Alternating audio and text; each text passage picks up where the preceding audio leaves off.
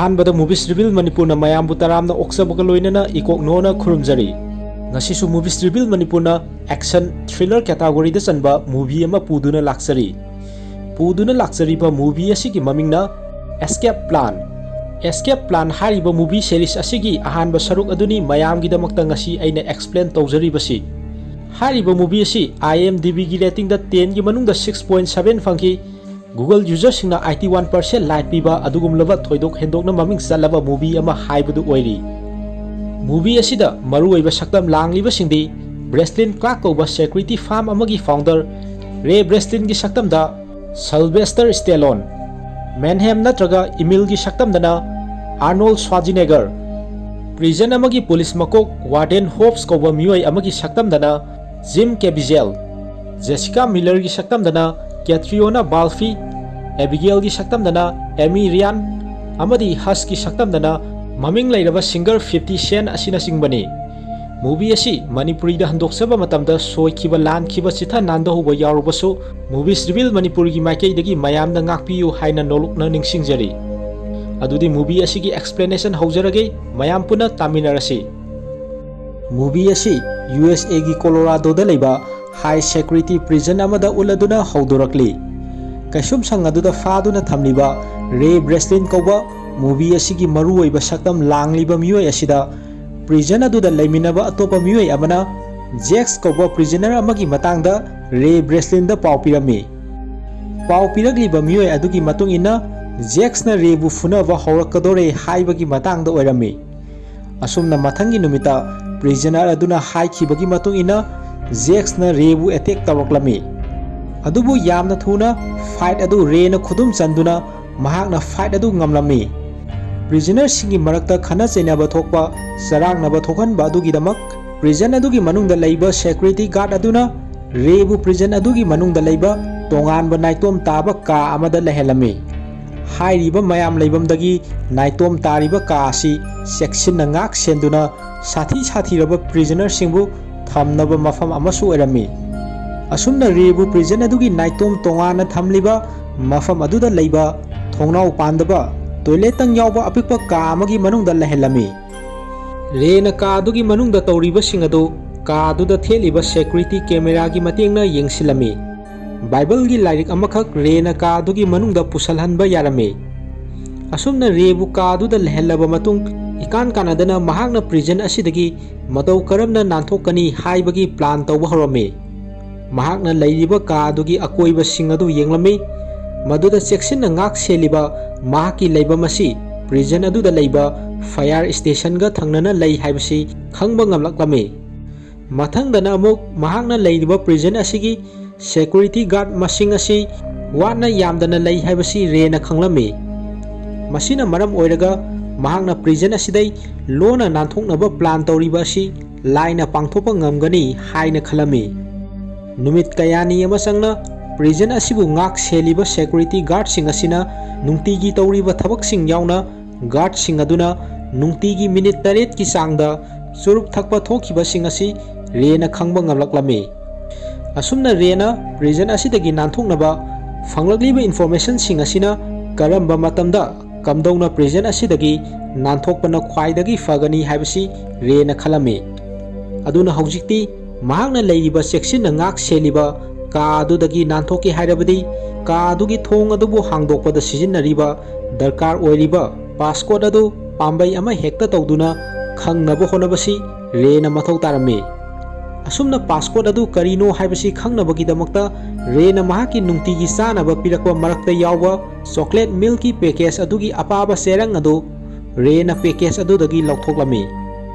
hairiba apaba serang adu leiriba security guard sing asi uhandana na lona mahaki kagi thong adugi manakta theliba passport adubu namnaba taspet aduda sereng adu napsilami amadi guard amana thong lona bagidamak taspet aduda passport namlamba adu sereng adugi mathakta namba oibana sereng aduda mami tarami na passport adu karamba number sijinabano haibasi sereng aduda tariba mami adu yenglubada khangba ngamlami number sing adugi sequence adu na line sagatuna passport adu khanglami masigi matungda na prison adugi mapalda leiriba mahaki timda mahakna upai ama tawduna pau pirami. Mahakna prison adudagi nanthokadaba numit adugi nungthilgi pung 3 chap chana taba matamda prison aduda leiriba security sing adubu rena prison adugi mapalda tholakpada yengsindanaba distraction piraknaba thabak paikhalau haina prison adugi mapalda leiriba mahakki teamda rena khanganlami. Asumna nongma rena prison adudagi kamdongna nanthokadage haibagi plan sing adu mapung fana pangthoraklami. Rebu ngak seliba guard anina surup thakpai mapalda thokringaida rena passport adu namduna mahaki kagi thong adu hangdoraktuna thoraklami. Madudagi rena prison adugi manungda nungsit changlaknaba leiriba benta changduna laklaba matungda section ngak seliba mahakna leiramba mafam aduga thangnana leiriba fire station aduda tholaklami. Hairiba fire station asidi prison adugi manungda leijarabasu security gi ngak sel amata leiramde. Matang asida regi team adu prison adugi mapalda hek laktuna car ama pokhai handuna mai sakhanlami. Mai sakpa aduna maram oiraga prison adugi security sing adu mai sakliba aduda mai onsinduna distraction pirami. Firemen singna makhoi gi fire brigade adu prison adudagi mapalda mai sakliba car adu tamna thoroklami. Amadi resu firemen saduna makhoi gi dress adu sechinduna fire brigade gari adugi makhada naptuna prison adudagi mapalda fire brigade aduda yaroklami.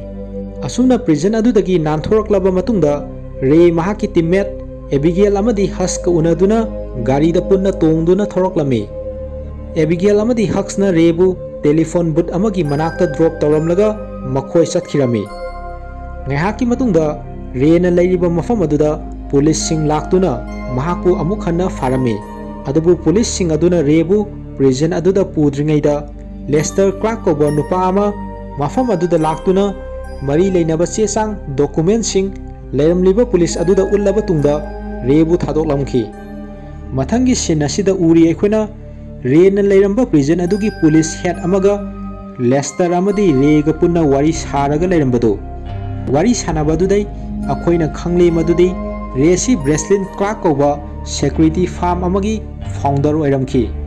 Hairiba Breslin Clark koba security farm asina tongan prison singda security na kaya yamna section ngak senbagi haibagi sangyeng tawnaba leiba Federal Bureau of Prison na nekpa independent security company amani haibasi khangba ngamlamki. Hairiba security farm asigi CEO na Lester Clark na oirami. Resi criminal amasu oiramde amadi mahak businessman ama oiduna maral leiraba mioi saduna tongan prison kaya amada sangduna prison sing adu nanthokpada ngamni ngamloi haibagi sangyeng tawba mioi ama oiramki. Asumna rena prison singda sangyeng sing asi sahi mayam ama tawrokpana maram oiraga resi prison ama hekta nanthokpa ngamba mioi amani haibagi mingsat asi tamba ngamlamki. Mataw asumna wari sanaba adudai prison gi police head adu ngakpana kham thenglami amadi rena akonba nanthorakiba prison adubu mataw karamna ahoba leitana hena secure oinaba prisoner amana hekta nanthopa ngamdanaba rena prison adugi matangda feedback piramki. Madugi damak prison adugi police head aduna rebu thagalamki.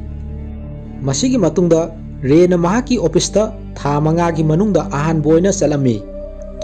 Regi business partner oiriba CEO Lester Clark na Central Intelligence Agency CIA gi lawyer Jessica Miller ga meeting ama silami. Maduda resu yauduna anoba thabak amagi damak khanarami. Jessica na rebu anoba mayamna khangnadaba top secret prison amada leiduna reda sangyeng tawhanba pamlami. Hairiba prison asi mafam khangdana mangkhraba mina leiduna prison asigi asengba leifam asi re masamak yauna mahaki team na fawba prison asigi leifam khangloi haina Jessica na anoba sangyeng asigi damak phongdoklami. Prison asidagi nanthopa ngamni ngamoi haibagi sangyeng asigi damak Jessica na reda $1 million mayam ama offer tawrami. Adubu haudorakliba wafam aduda re thajaba kharadi walami. Regi business partner Lester na offer tawrakliba senfam asi yambanina rebu anoba thabak asi pangthok haninglami. Asumna anoba sangyeng asi pangthokpada resu yaduna mahapu anoba saktam amada onduna haujiktagi pung 13 gi manungda रेबु लौखटपा लाकनी हाइना जेसिकाना रेदा खंगलमी मसिगी मतुंगदा रेबु सासिनबा आइडेंटिटी अमा पीदुना महाकी अनौबा ममिंग असी एंथोनी पोर्टोस कोबा स्पेनिश टेरोरिस्ट अमा ओहेलमी रेन अनौबा मफम खंगदबा सेक्रेट प्रिजन अदुदा चटकदबा नुमित अदुदा रेगी लेफम लोकेशन अदुबु खंगनबा महाकी पाम्बोमदा रेगी टीममेट एबिगेलना ट्रैकर अमा कापसिलमी असुमना रेना हाइनखिबा मफम अमादा मतोमदा चतुना लेरमी खंगौदना अमुबा मचुगी बेन अमा थौजिलक्तुना रेबु किनेप तौरमी बेन अदुगी मनुंगदा रेगी लेफम खंगनबा पाम्बोमदा कापसिनखिबा ट्रैकर अदु किनेपर्सिंग अदुना थीदुना रेगी मसादगी लौथोक्लमी अमदी महाकु हिदाक कापसिनदुना वांदहलमी ट्रैकर अदु थुगाइखिबना मरम ओइरगा रेगी लेफम लोकेशन अदु महाकी टीममेट सिंगना खंगलमदे असुमना रेना मिकअप थोलकपदा महाक प्लेटफॉर्म अमगी मथक्ता मिंगसेल सिंगना क्वेश्चनबा सेल अमगी मनुंगदा लेरंबदु उरक्लमी महाकी अकोइबदा मिंगसेलना खाजिनबा अतोपा सेल मयाम अमगी मनुंगदा प्रिजनर्स मयाम अमा लेबसु थेंगनारमी रे याउना लेरिबा प्रिजनर्स सिंग अदो ऑटोमेटिक कैमरा की मतेना कुपना सेनरमी सिगी मतुंगदा रेबु प्रिजन अदुगी मकोक ओइरिबा वार्डन हॉब्स का उनरमी रेगी चेसांग डॉक्यूमेंट सिंग अदु येंगलबा तुंगदा रेगी ममिंग असी सासिनबा आइडेंटिटी अमा ओइरिबा एंथोनी पोर्टोस अदु ओइरमी अमदी हॉब्स न महाक असी प्रिजन असिगी वार्डन हॉब्स नि हाइना रेदा सक्ताक्लमी असुमना प्रिजन अदुगी वार्डन अदु हॉब्स कवी हाइना सक्ताक्लकपा अदुदा रे चममनबा फॉरमी मरमदी प्रिजन असिगी वार्डन असी मर्स कवी हाइना ममांगदा रेदा हाइरखिबा लेरमी ओइरक्लिबा असी हाइरखिबा अदुदा करिगुंबा अमा सोइरे हाइना रेना खंदुना महाकु प्रिजन असिदगी थोकपा यानबा करिगुंबा इमरजेंसी ओइबा मतमदा सिजिनगदबा कोड अमखक हॉब्स ता हाइरमी अदुबु हॉब्स ना कोड अदु मवा लौरमदे अमदी रेबु प्रिजन असिदा फारगा थमगदबा इनमेट अमा ओइना ट्रीट तौरमी नाकल अमदना रेगी टीममेट एबिगेल अमदी हसना रेगी लेफम अदुबु खंगनबा फनकना होनरमी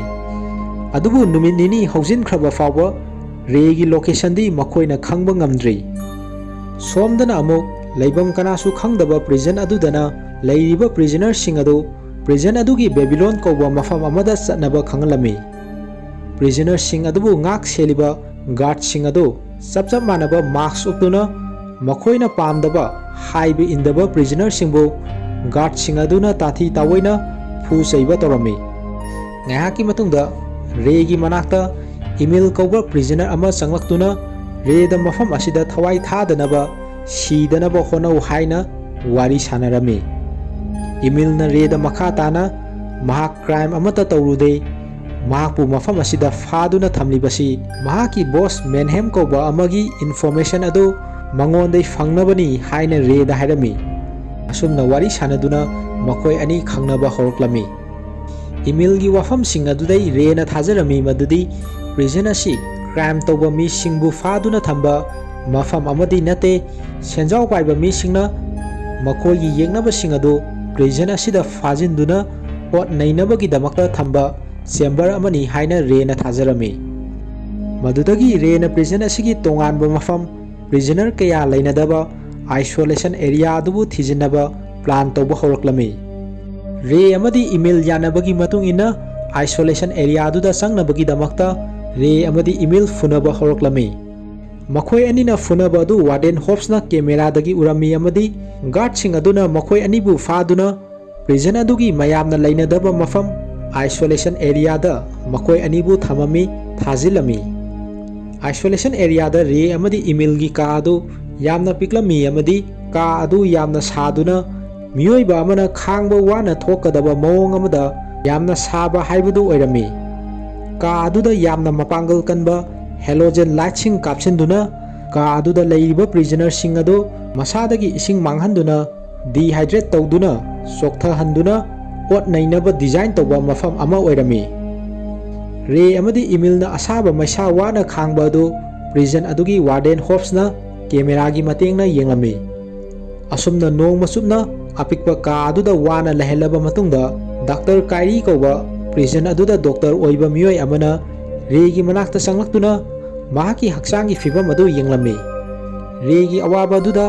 डॉक्टर अदु नुंगाइतबा मिनुंगसी पोक्लमी ꯑꯗꯨꯕꯨ ꯔꯦꯅ ꯃꯈꯣꯏꯅ ꯂꯩꯔꯤꯕ ꯄ꯭ꯔꯤꯖꯟ ꯑꯁꯤ ꯃꯐꯝ ꯀꯗꯥꯏꯗꯅꯣ ꯍꯥꯏꯅ ꯗꯣꯛꯇꯔ ꯑꯗꯨꯗ ꯍꯪꯕꯗ ꯗꯣꯛꯇꯔ ꯑꯗꯨꯅ ꯄꯥꯎꯈꯨꯝ ꯑꯃꯠꯇ ꯄꯤꯔꯝꯗꯦ꯫ ꯃꯁꯤꯒꯤ ꯃꯇꯨꯡꯗ ꯔꯦ ꯑꯃꯗꯤ ꯏꯃꯤꯜꯕꯨ ꯑꯄꯤꯛꯄ ꯀꯥ ꯑꯗꯨꯗꯩ ꯊꯣꯛꯂꯛꯍꯜꯂꯝꯃꯤ꯫ ꯃꯈꯣꯏ ꯑꯅꯤ ꯑꯃꯨꯛ ꯎꯅꯗꯨꯅ ꯋꯥꯔꯤ ꯁꯥꯅꯔꯝꯃꯤ꯫ ꯔꯦꯅ ꯑꯄꯤꯛꯄ ꯀꯥ ꯑꯗꯨꯗ ꯂꯩꯔꯤꯉꯩꯗ ꯀꯥ ꯑꯗꯨꯒꯤ ꯐ꯭ꯂꯣꯔ ꯑꯗꯨ ꯁ꯭ꯇꯤꯜꯅ ꯑꯣꯏꯗꯨꯅ ꯌꯣꯠꯄꯤꯅ ꯐꯥꯖꯤꯟꯅꯩ꯫ ꯐ꯭ꯂꯣꯔ ꯑꯗꯨ ꯍꯦꯟꯅ ꯁꯦꯀ꯭ꯌꯨꯔ ꯑꯣꯏꯒꯗꯕ ꯑꯦꯂꯨꯃꯤꯅꯤꯌꯝꯅ ꯑꯣꯏꯗꯦ ꯍꯥꯏꯅ ꯔꯦꯅ ꯏꯃꯤꯜꯗ ꯃꯈꯣꯏꯅ ꯂꯩꯔꯨꯔꯤꯕ ꯑꯄꯤꯛꯄ ꯀꯥ ꯑꯗꯨꯒꯤ ꯃꯇꯥꯡꯗ ꯍꯥꯏꯔꯝꯃꯤ꯫ ꯑꯁꯨꯝꯅ ꯔꯦꯅ ꯏꯃꯤꯜꯗ ꯌꯣꯠꯄꯤ ꯑꯗꯨꯕꯨ ꯂꯧꯊꯣꯛꯅꯕ ꯏꯟꯆꯤ 3 ꯄꯥꯛꯄ ꯌꯣꯠꯀꯤ ꯄ꯭ꯂꯦꯠ ꯑꯃ ꯃꯊꯧ ꯇꯥꯏ ꯍꯥꯏꯅ ꯍꯥꯏꯔꯝꯃꯤ꯫ ꯀꯔꯤꯒꯨꯝꯕ ꯌꯣꯠꯀꯤ ꯄ꯭ꯂꯦꯠ ꯑꯗꯨ ꯏꯃꯤꯜꯅ ꯊꯤꯗꯨꯅ ꯄꯨꯔꯛꯂꯕꯗꯤ ꯃꯐꯝ ꯑꯁꯤꯗꯩ ꯅꯥꯟꯊꯣꯛꯇꯨꯅ ꯌꯨꯝꯗ ꯍꯟꯕꯗ ꯃꯇꯦꯡ ꯑꯣꯏꯕ ꯌꯥꯏ ꯍꯥꯏꯅ ꯏꯃꯤꯜꯗ ꯔꯦꯅ ꯈꯪꯍꯜꯂꯝꯃꯤ꯫ ꯃꯁꯤꯒꯤ ꯃꯇꯨꯡꯗ ꯏꯃꯤꯜꯅ ꯋꯥꯔꯗꯦꯟ ꯍꯣꯞꯁꯀ ꯎꯅꯗꯨꯅ ꯋꯥꯔꯗꯦꯟ ꯑꯗꯨꯅ ꯏꯃꯤꯜꯗ ꯃꯍꯥꯛꯀꯤ ꯕꯣꯁ ꯃꯦꯟꯍꯦꯝꯒꯤ ꯃꯇꯥꯡꯗ ꯍꯪꯂꯝꯃꯤ꯫ ꯏꯃꯤꯜꯅ ꯋꯥꯔꯗꯦꯟ ꯑꯗꯨꯕꯨ ꯁꯦꯔꯥꯟ ꯇꯨꯔꯥꯟ ꯍꯥꯏꯖꯤꯟꯗꯨꯅ ꯑꯁꯥꯎꯕ ꯄꯣꯛꯍꯜꯂꯝꯃꯤ ꯑꯃꯗꯤ ꯒꯥꯔꯗꯁꯤꯡ ꯑꯗꯨꯅ ꯏꯃꯤꯜꯒꯤ ꯃꯆꯤꯟꯗ ꯅꯝꯐꯨꯗ ꯏꯁꯤꯡ ꯄꯥꯏꯞꯇ ꯏꯁꯤꯡ ꯀꯥꯞꯁꯤꯟꯗꯨꯅ ꯑꯣꯠ ꯅꯩꯕ ꯇꯧꯔꯝꯃꯤ꯫ ꯏꯃꯤꯜꯕꯨ ꯑꯣꯠ ꯅꯩꯕ ꯇꯧꯕ ꯑꯗꯨꯗ ꯃꯍꯥꯛꯅ ꯍꯦꯟꯅ ꯈꯨꯗꯣꯡꯆꯥꯕ ꯂꯧꯗꯨꯅ ꯔꯦꯅ ꯍꯥꯏꯔꯛꯈꯤꯕ ꯌꯣꯠ ꯃꯇꯦꯛ ꯑꯃ ꯃꯈꯥꯗ ꯇꯥꯔꯝꯕ ꯑꯗꯨ ꯂꯩꯔꯤꯕ ꯁꯦꯀ꯭ꯌꯨꯔꯤꯇꯤ ꯒꯥꯔꯗꯁꯤꯡ ꯑꯗꯨ ꯎꯗ꯭ꯔꯤꯉꯩꯗ ꯏꯃꯤꯜꯅ ꯊꯨꯅ ꯈꯨꯠꯂꯝꯃꯤ꯫ ꯃꯁꯤꯒꯤ ꯃꯇꯨꯡꯗ ꯔꯦ ꯑꯃꯗꯤ ꯏꯃꯤꯜ ꯎꯅꯕꯗ ꯌꯣꯠꯇꯦꯛ ꯑꯗꯨ ꯔꯦꯗ ꯄꯤꯔꯝꯃꯤ꯫ ꯏꯃꯤꯜꯅ ꯔꯦꯒꯤ ꯄ꯭ꯂꯥꯟ ꯑꯁꯤ ꯀꯔꯤꯅꯣ ꯃꯉꯣꯟꯗꯁꯨ ꯍꯥꯏꯅꯕ ꯏꯃꯤꯜꯅ ꯔꯦꯗ ꯗꯤꯃꯥꯟ ꯇꯧꯔꯝꯃꯤ꯫ ꯃꯗꯨꯗꯒꯤ ꯔꯦꯅ ꯃꯍꯥꯛꯀꯤ ꯁꯤꯟꯐꯝ ꯌꯥꯎꯅ ꯑꯁꯦꯡꯕꯁꯤꯡ ꯑꯗꯨ ꯏꯃꯤꯜꯗ ꯍꯥꯏꯗꯨꯅ ꯃꯍꯥꯛ ꯄ꯭ꯔꯤꯖꯟ ꯑꯁꯤꯒꯤ ꯂꯩꯔꯤꯕ ꯁ꯭ꯇ꯭ꯔꯛꯆꯔ ꯑꯁꯤ ꯀꯨꯞꯅ ꯅꯩꯅꯔꯦ꯫ ꯄ꯭ꯔꯤꯖꯟ ꯑꯁꯤꯅ ꯂꯩꯔꯤꯕ ꯃꯐꯝ ꯑꯁꯤ ꯂꯩꯅꯨꯡꯗ ꯍꯥꯏꯕꯗꯤ ꯑꯟꯗꯔꯒ꯭ꯔꯥꯎꯟꯗ ꯑꯣꯏꯔꯝꯒꯅꯤ ꯍꯥꯏꯅ ꯑꯔꯣꯏꯕꯗ ꯔꯦꯅ ꯏꯃꯤꯜꯗ ꯀꯟꯀ꯭ꯂꯨꯖꯟ ꯄꯤꯔꯝꯃꯤ꯫ ꯑꯗꯨꯅ ꯃꯐꯝ ꯑꯁꯤꯗꯩ ꯅꯥꯟꯊꯣꯛꯇꯨꯅ ꯃꯈꯣꯏꯅ ꯃꯊꯛꯂꯣꯝꯗ ꯀꯥꯈꯠꯂꯕꯗꯤ ꯃꯈꯣꯏꯅ ꯑꯟꯗꯔꯒ꯭ꯔꯥꯎꯟꯗꯩ ꯊꯣꯛꯂꯛꯇꯨꯅ ꯂꯩꯃꯥꯏ ꯑꯗꯨ ꯎꯕ ꯐꯪꯒꯅꯤ ꯍꯥꯏꯅ ꯔꯦꯅ ꯏꯃꯤꯜꯗ ꯈꯪꯍꯜꯂꯝꯃꯤ꯫ ꯔꯦꯒꯤ ꯑꯀꯨꯞꯄ ꯅꯥꯟꯊꯣꯛꯅꯕꯒꯤ ꯄ꯭ꯂꯥꯟ ꯑꯗꯨ ꯇꯥꯔꯕ ꯇꯨꯡꯗ ꯏꯃꯤꯜꯅ ꯃꯍꯥꯛ ꯃꯐꯝ ꯑꯁꯤꯗꯩ ꯅꯥꯟꯊꯣꯛꯅꯕ ꯍꯣꯠꯅꯕꯗ ꯔꯦꯅ ꯃꯉꯣꯟꯗ ꯃꯇꯦꯡ ꯄꯥꯡꯕ ꯉꯝꯒꯅꯤ ꯍꯥꯏꯅ ꯊꯥꯖꯔꯝꯃꯤ꯫ ꯑꯁꯨꯝꯅ ꯃꯈꯣꯏꯅ ꯅꯥꯟꯊꯣꯛꯅꯕꯒꯤꯗꯃꯛ ꯇꯧꯒꯗꯕ ꯑꯀꯨꯞꯄ ꯄ꯭ꯂꯥꯟ ꯑꯗꯨ ꯔꯦꯅ ꯏꯃꯤꯜꯗ ꯇꯥꯛꯂꯝꯃꯤ꯫ ꯄ꯭ꯂꯥꯟꯁꯤꯡ ꯑꯗꯨ ꯄꯥꯡꯊꯣꯛꯄ ꯍꯧꯕ ꯑꯣꯏꯅ ꯍꯥꯟꯅꯒꯤ ꯑꯥꯏꯁꯣꯂꯦꯁꯟ ꯑꯦꯔꯤꯌꯥꯗ ꯂꯩꯕ ꯑꯄꯤꯛꯄ ꯀꯥ ꯑꯗꯨꯗ ꯑꯃꯨꯛ ꯆꯪꯅꯕꯒꯤꯗꯃꯛ ꯃꯈꯣꯏ ꯑꯅꯤꯅ ꯂꯩꯔꯤꯕ ꯄ꯭ꯔꯤꯖꯅꯔ ꯃꯌꯥꯝ ꯑꯗꯨꯗ ꯈꯟꯅꯕ ꯍꯧꯗꯨꯅ ꯐꯨꯅꯔꯛꯂꯝꯃꯤ꯫ ꯑꯁꯨꯝꯅ ꯃꯈꯣꯏ ꯑꯅꯤꯕꯨ ꯑꯃꯨꯛ ꯍꯟꯅ ꯌꯥꯝꯅ ꯁꯥꯕ ꯑꯄꯤꯛꯄ ꯀꯥ ꯑꯗꯨꯒꯤ ꯃꯅꯨꯡꯗ ꯊꯝꯂꯝꯃꯤ꯫ ꯀꯥ ꯑꯗꯨꯗ ꯔꯦꯅ ꯊꯦꯠꯂꯤꯕ ꯀꯦꯃꯦꯔꯥꯒꯤ ꯑꯦꯡꯒꯜ ꯑꯗꯨ ꯈꯨꯝꯖꯤꯜꯂꯗꯨꯅ ꯐ꯭ꯂꯣꯔꯗ ꯊꯥꯔꯤꯕ ꯌꯣꯠꯄꯤꯁꯤꯡ ꯑꯗꯨ ꯃꯃꯥꯡꯗ ꯏꯃꯤꯜꯅ ꯔꯦꯗ ꯄꯤꯔꯛꯈꯤꯕ ꯌꯣꯠꯇꯦꯛ ꯑꯗꯨ ꯁꯤꯖꯤꯟꯅꯗꯨꯅ ꯂꯧꯊꯣꯛꯂꯝꯃꯤ꯫ ꯌꯣꯠꯄꯤꯁꯤꯡ ꯑꯗꯨ ꯂꯧꯊꯣꯛꯄ ꯂꯣꯏꯔꯕ ꯇꯨꯡꯗ ꯔꯦꯅ ꯐ꯭ꯂꯣꯔꯗ ꯃꯈꯨꯠꯅ ꯊꯤꯟꯗꯨꯅ ꯏꯃꯤꯜꯗ ꯌꯣꯠꯄꯤꯁꯤꯡ ꯑꯗꯨ ꯂꯧꯊꯣꯛꯄ ꯂꯣꯏꯔꯦ ꯍꯥꯏꯕꯒꯤ ꯏꯪꯒꯤꯠ ꯄꯤꯔꯝꯃꯤ꯫ ꯃꯗꯨꯗꯒꯤ ꯏꯃꯤꯜꯅ ꯃꯍꯥꯛꯀꯤ ꯀꯥ ꯑꯗꯨꯗ ꯃꯇꯣꯝꯗ ꯀꯟꯅ ꯂꯥꯎꯗꯨꯅ ꯂꯩꯔꯤꯕ ꯁꯦꯀ꯭ꯌꯨꯔꯤꯇꯤꯁꯤꯡ ꯑꯗꯨ ꯃꯉꯣꯟꯗ ꯂꯣꯏꯅ ꯌꯦꯡꯗꯨꯅ ꯗꯤꯁꯇ꯭ꯔꯦꯛꯁꯟ ꯄꯤꯔꯝꯃꯤ꯫ ꯃꯇꯥꯡ ꯑꯗꯨꯗ ꯔꯦꯅ ꯃꯌꯥꯗ ꯆꯦ ꯑꯃ ꯁꯥꯏꯗꯨꯅ ꯑꯆꯣꯠꯄ ꯆꯦ ꯑꯗꯨꯅ ꯃꯍꯥꯛꯀꯤ ꯀꯥ ꯑꯗꯨꯗ ꯈꯤꯜꯂꯤꯕ ꯀꯦꯃꯦꯔꯥ ꯑꯗꯨ ꯈꯨꯝꯖꯤꯜꯂꯝꯃꯤ꯫ ꯑꯁꯨꯝꯅ ꯔꯦꯅ ꯐ꯭ꯂꯣꯔꯒꯤ ꯌꯣꯠꯄꯤ ꯑꯗꯨ ꯂꯧꯊꯣꯛꯇꯨꯅ ꯐ꯭ꯂꯣꯔꯒꯤ ꯄ꯭ꯂꯦꯠ ꯑꯗꯨ ꯍꯥꯡꯗꯣꯛꯇꯨꯅ ꯀꯥ ꯑꯗꯨꯗꯒꯤ ꯃꯄꯥꯜꯗ ꯊꯣꯛꯂꯛꯂꯝꯃꯤ꯫ ꯃꯍꯥꯛꯅ ꯄꯥꯏꯞꯇ ꯅꯦꯠꯇꯨꯅ ꯃꯊꯛꯇ ꯀꯥꯈꯠꯂꯝꯃꯤ ꯑꯃꯗꯤ ꯁꯣꯏꯕꯗꯒꯤ ꯄꯥꯏꯞ ꯑꯃ ꯀꯥꯏꯔꯛꯇꯨꯅ ꯏꯁꯤꯡ ꯂꯤꯛ ꯑꯣꯏꯗꯨꯅ ꯃꯈꯣꯏꯅ ꯂꯩꯔꯤꯕ ꯑꯥꯏꯁꯣꯂꯦꯁꯟ ꯑꯦꯔꯤꯌꯥ ꯑꯗꯨꯗ ꯏꯁꯤꯡ ꯆꯪꯕ ꯍꯧꯔꯝꯃꯤ꯫ ꯔꯦꯅ ꯄꯥꯏꯞ ꯑꯗꯨ ꯏꯁꯤꯡ ꯂꯤꯛ ꯑꯣꯏꯔꯕꯁꯨ ꯃꯊꯛꯇ ꯂꯦꯞꯇꯅ ꯀꯥꯈꯠꯂꯛꯇꯨꯅ ꯃꯄꯥꯜꯗ ꯊꯣꯛꯂꯛꯂꯝꯃꯤ꯫ ꯃꯈꯣꯏꯅ ꯂꯩꯔꯝꯂꯤꯕ ꯄ꯭ꯔꯤꯖꯟ ꯑꯁꯤ ꯑꯆꯧꯕ ꯀꯥꯔꯒꯣ ꯁꯤꯞ ꯑꯃꯒꯤ ꯃꯅꯨꯡꯗ ꯁꯃꯨꯗ꯭ꯔ ꯃꯌꯥꯏꯗ ꯂꯩꯔꯝꯕ ꯑꯗꯨ ꯎꯕꯗ ꯔꯦ ꯌꯥꯝꯅ ꯑꯉꯛꯄ ꯐꯥꯎꯔꯝꯃꯤ꯫ ꯄꯥꯏꯞꯇꯒꯤ ꯏꯁꯤꯡ ꯂꯤꯛ ꯑꯣꯏꯕ ꯑꯗꯨꯅ ꯃꯔꯝ ꯑꯣꯏꯔꯒ ꯑꯥꯏꯁꯣꯂꯦꯁꯟ ꯆꯦꯝꯕꯔ ꯑꯗꯨ ꯏꯁꯤꯡ ꯊꯨꯝꯖꯤꯜꯂꯛꯂꯝꯃꯤ ꯑꯃꯗꯤ ꯁꯦꯀ꯭ꯌꯨꯔꯤꯇꯤ ꯒꯥꯔꯗꯁꯤꯡ ꯑꯗꯨ ꯏꯁꯤꯡ ꯆꯪꯁꯤꯜꯂꯛꯄ ꯑꯗꯨꯗ ꯗꯤꯁꯇ꯭ꯔꯦꯛ ꯇꯧꯈꯤꯕꯅ ꯃꯔꯝ ꯑꯣꯏꯔꯒ ꯔꯦꯅ ꯌꯥꯝꯅ ꯊꯨꯅ ꯃꯍꯥꯛꯀꯤ ꯂꯩꯐꯝꯗ ꯁꯦꯀ꯭ꯌꯨꯔꯤꯇꯤ ꯒꯥꯔꯗ ꯀꯅꯥꯝꯇ ꯎꯗ꯭ꯔꯤꯉꯩꯗ ꯑꯃꯨꯛ ꯆꯪꯂꯛꯂꯝꯃꯤ ꯑꯃꯗꯤ ꯐ꯭ꯂꯣꯔꯒꯤ ꯄ꯭ꯂꯦꯠ ꯑꯗꯨ ꯈꯨꯝꯖꯤꯟꯗꯨꯅ ꯌꯣꯠꯄꯤꯁꯤꯡ ꯑꯗꯨ ꯃꯐꯝ ꯆꯥꯅ ꯃꯄꯥ-ꯃꯄꯥꯗ ꯍꯥꯞꯆꯤꯜꯂꯝꯃꯤ꯫ ꯑꯁꯨꯝꯅ ꯑꯥꯏꯁꯣꯂꯦꯁꯟ ꯆꯦꯝꯕꯔ ꯑꯗꯨꯗ ꯂꯩꯔꯤꯕ ꯏꯃꯤꯜ ꯑꯃꯗꯤ ꯔꯦ ꯌꯥꯎꯅ ꯑꯇꯣꯞꯄ ꯄ꯭ꯔꯤꯖꯅꯔꯁꯤꯡ ꯑꯗꯨ ꯏꯁꯤꯡ ꯊꯨꯝꯖꯤꯜꯂꯛꯄ ꯑꯗꯨꯗꯩ ꯍꯥꯟꯅꯒꯤ ꯂꯩꯐꯝꯗ ꯑꯃꯨꯛ ꯄꯨꯊꯣꯔꯛꯂꯝꯃꯤ꯫ ꯃꯊꯪꯒꯤ ꯁꯤꯟ ꯑꯁꯤꯗꯅ ꯑꯃꯨꯛ ꯔꯦꯒꯤ ꯇꯤꯝꯃꯦꯠ ꯑꯦꯕꯤꯒꯦꯜ ꯑꯃꯗꯤ ꯍꯁꯅ ꯔꯦꯒꯤ ꯕꯤꯖꯤꯅꯦꯁ ꯄꯥꯔꯠꯅꯔ ꯂꯦꯁꯇꯔꯗ ꯔꯦꯕꯨ ꯂꯩꯐꯝ ꯈꯪꯗꯅ ꯃꯥꯡꯈꯤꯕ ꯑꯗꯨꯒꯤ ꯃꯇꯥꯡꯗ ꯋꯥꯔꯤ ꯁꯥꯔꯝꯃꯤ꯫ ꯔꯦꯅ ꯊꯕꯛ ꯑꯁꯤ ꯄꯥꯡꯊꯣꯛꯅꯕꯒꯤꯗꯃꯛꯇ ꯄꯤꯔꯛꯄ $2.5 ꯃꯤꯂꯤꯌꯟꯒꯤ ꯆꯦꯛ ꯑꯗꯨ ꯐꯥꯖꯤꯟꯈ꯭ꯔꯦ, ꯍꯣꯜꯗ ꯊꯝꯈ꯭ꯔꯦ ꯍꯥꯏꯅ ꯂꯦꯁꯇꯔꯗ ꯈꯪꯍꯜꯂꯝꯃꯤ꯫ ꯔꯦꯒꯤ ꯂꯩꯐꯝ ꯑꯗꯨꯕꯨ ꯊꯤꯅꯕ ꯍꯥꯏꯕꯗ ꯂꯦꯁꯇꯔꯅ ꯃꯈꯣꯏꯒꯤ ꯋꯥ ꯑꯗꯨꯕꯨ ꯌꯥꯔꯝꯗꯦ ꯑꯃꯗꯤ ꯔꯦ ꯃꯍꯥꯛꯀꯤ ꯃꯊꯧ ꯄꯥꯡꯊꯣꯛꯂꯤ ꯍꯥꯏꯅ ꯂꯦꯁꯇꯔꯅ ꯄꯥꯎꯈꯨꯝ ꯄꯤꯔꯝꯃꯤ꯫ ꯑꯦꯕꯤꯒꯦꯜ ꯑꯃꯗꯤ ꯍꯁ ꯆꯠꯈ꯭ꯔꯕ ꯇꯨꯡꯗ ꯂꯦꯁꯇꯔꯅ ꯔꯦꯅ ꯂꯩꯔꯤꯕ ꯄ꯭ꯔꯤꯖꯟ ꯑꯗꯨꯒꯤ Warden Hobbes da phone tawduna rebu mapunsi chupa prison aduda namsinduna thamnaba khangalami. Haujik akoina khangle madudi Breslin Clark kauba security farm company asigi mapu adu Lester Clark matomtana mapu oiningi haibasi. Aduna Lester na rebu prison aduda punsi chupa thamkinabagidamak Warden Hobbes da sasinaba dil ama tawrami. Nakal amadana Abigail amadi Hasna rebu thibadi lepamde. Maduda aina yadaba mi kharana chalaiba Tom kauba prison ama leiba Hasna thingnarami. Tom hairiba prison asi mi singna makhoigi yeknabadu namsinduna thamnaba mafam amasu oirami. Tom kauba prison asi Hasna thijanbada rena leiriba prison aduni haibasi khangba ngamlami. Adubu prison asi karamba mafamda leibano haibasidi mahakna khangba ngamlamde. Somdana prison dana amuk re amadi emailna prison adugi security guard sing aduna nungtigi tawriba thabak sing adu yengsinba hawrami. Adubu guard sing adu chap manaba marks upana maram oiraga guard singna tawriba thabak sing adu re amadi emailna khandokpada awaba ma oirami. Adubu makhoi anina numit kayani sangna guard sing adu kopna yengsinbada makhoi geina nungtigi tawriba maru oiriba kharadi khangba ngamlaklami. Masigi matungda re amadi emailna leiriba prison asi samudra mayaida leiba oirabasu prithibigi karamba mafamdano haibasi khangdoknaba amuk hawraklami. Leiba masibu khanglabadi prison asidagi nanthoknabagi plan sem saba hauba yare haina makhoi anina khalami. Aduna mamangda rebu yengsinkiba doctor adubu unaba yanabagidamak rebu emailna athauba posak amana sokhalami. Asumna regi asokpadu doctor aduna yenglami.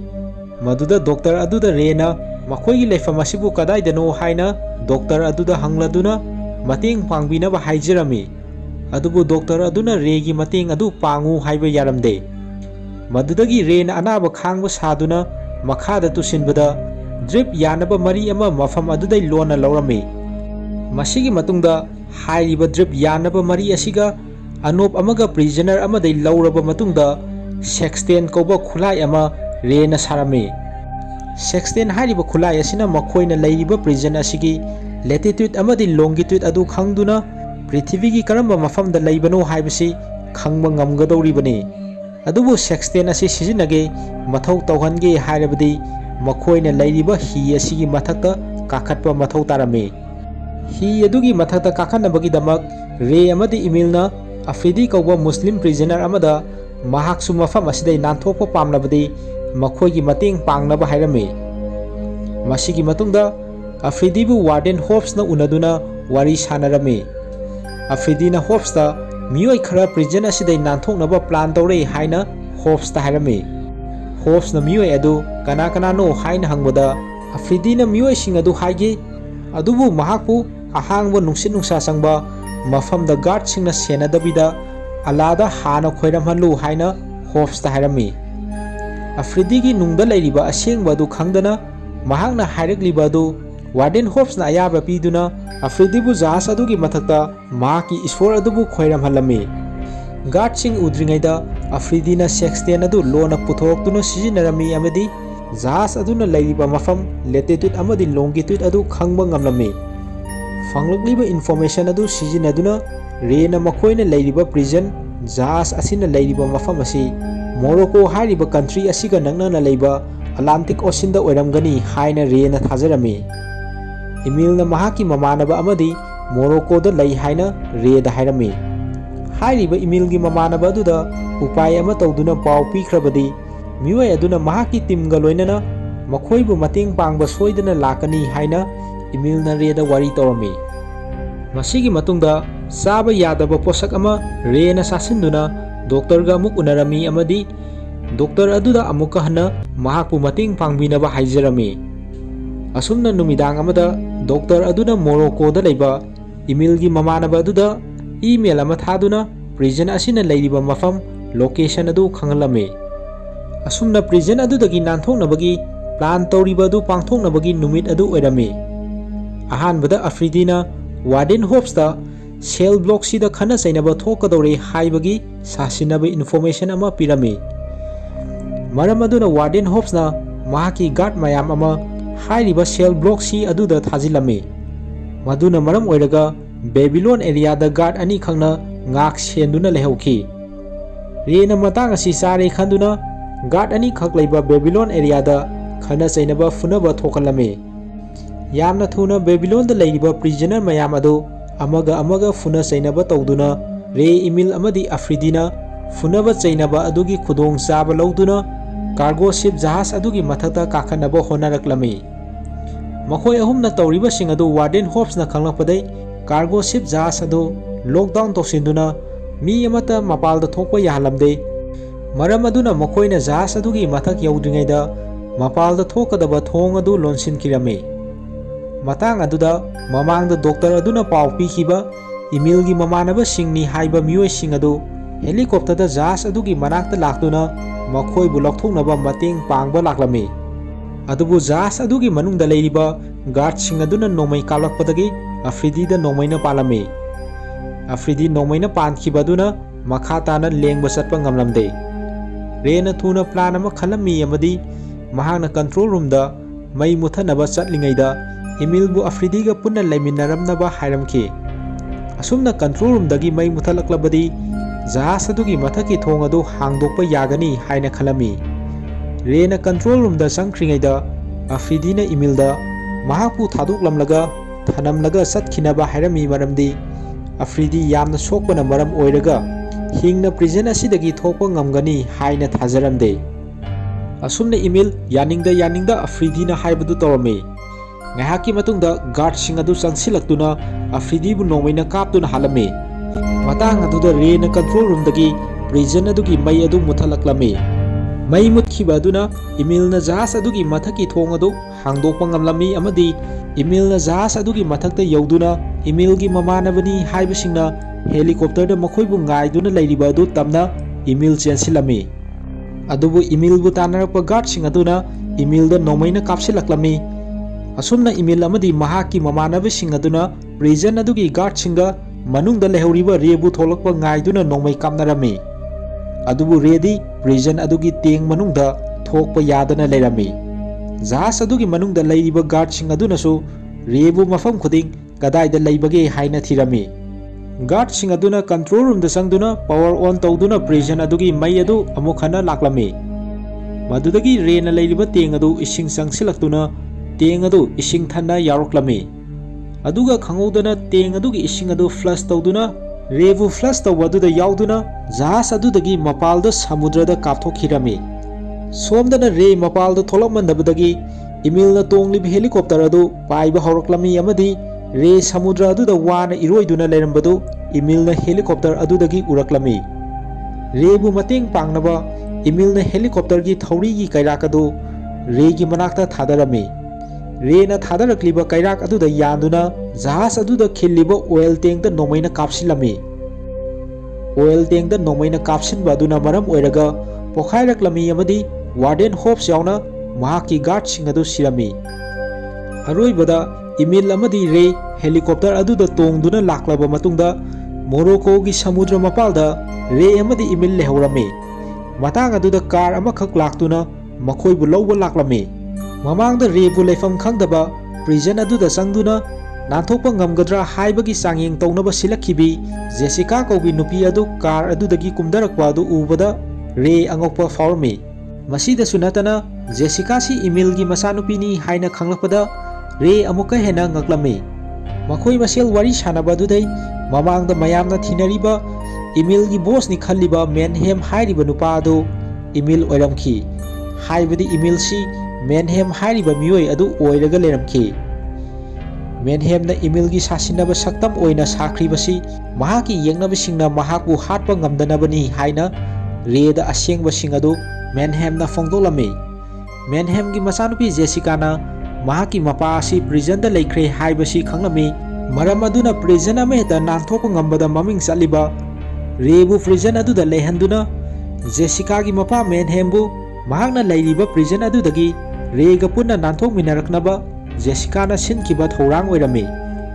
Adubu Jessica na sinkiba thorang asigi ona tainabada Jessica na Reda hairami nahaki business partner Lester Clark prison adugi Warden Hobbes ka paw faunai hairaduna Lester na nahapu punsi supa prison aduda namsillaga thamkhinaba Warden Hobbes khanghanki nahakpu Lesterna sinduna yeknabasingi makhuta khudong thiba tahanduna thajaba manghankhibani haina Jessicana aroibo oina Reda hairamlaga Rebu mafam aduda thanamlaga makhoi chatkhirame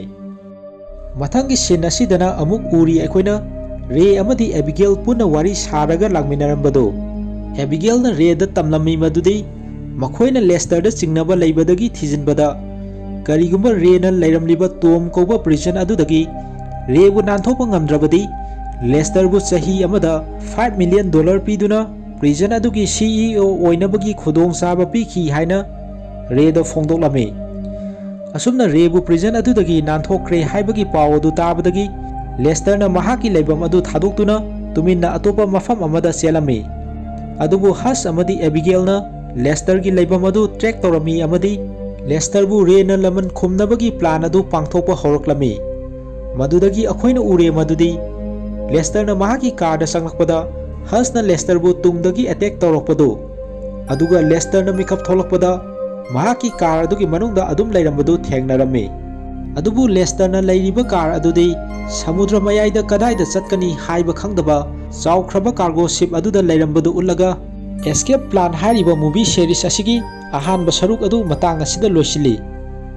wari asi matang swaida lojare tabiriba khwai miyamna like subscribe comment amadi share tawiduna channel asibu puning thogatpiyu amasung matung tarakpada hena nungai video kiyama thagatpa ngambo ijage haina